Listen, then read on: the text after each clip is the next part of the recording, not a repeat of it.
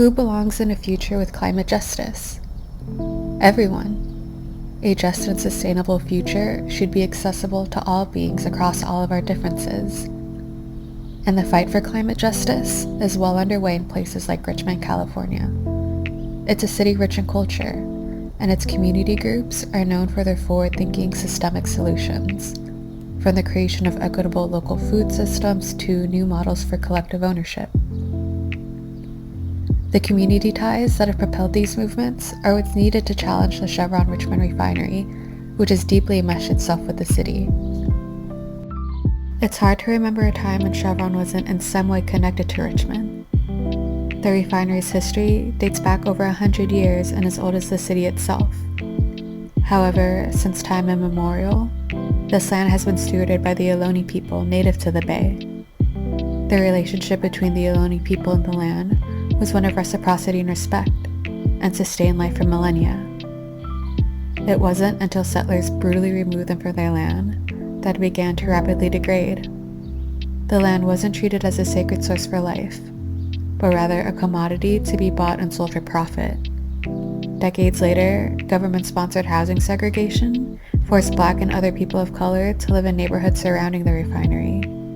These communities, sacrificed to fuel the global economy, are the most exposed to the refinery's harmful toxins.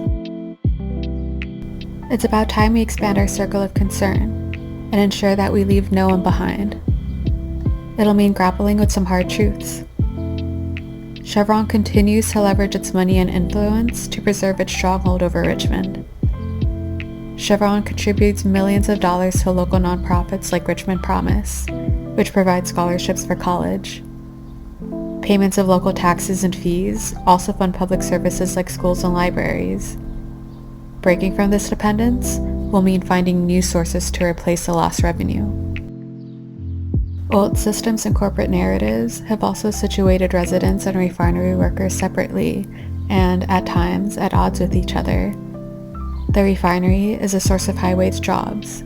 However, the majority of refinery workers live outside of Richmond. Points of mutual concern, like advocating for safe, stable conditions for working and living, can serve as opportunities for bridging. There's an embodied type of knowledge that comes from living at the front lines.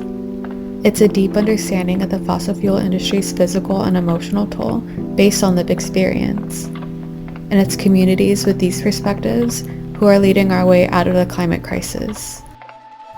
Youth are taking the future into their own hands, from shutting down streets to march and demand climate justice, to connecting with their friends and neighbors in ways big corporations cannot. We can also support and learn from indigenous groups like the Sogorea Land Trust, who are transforming the legacies of colonization. They are reinforcing their presence and connection to the land through the practice of rematriation across all of the Bay Area. From local food systems to green infrastructure to cleaner public transit to even community-owned renewable energy. There are many examples of the ways our food, transport, and energy systems are being transformed that we can learn from. Our challenge will be setting up policies to scale up these efforts and produce stable and accessible jobs. Change is inevitable, but its direction ultimately depends on us, on our collective efforts to shift who holds power in our decision-making, and on our ability to imagine a sustainable future where everyone belongs.